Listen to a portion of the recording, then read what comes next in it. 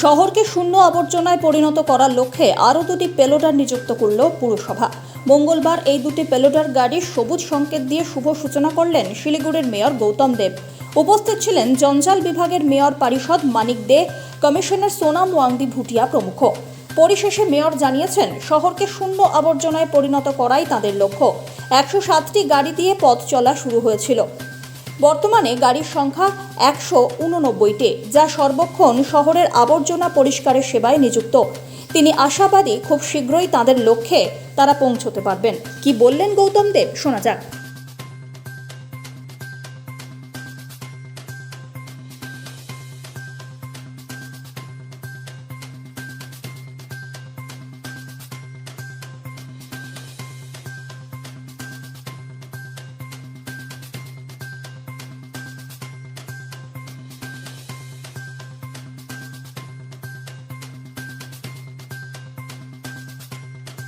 আমরা প্রচুর পরিমাণে এগুলো আমরা ওয়ার্ডে ওয়ার্ডে দেব।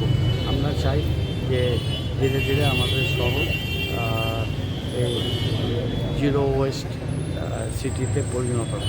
তার জন্য আমরা পুরোপুরি কাজ করছি।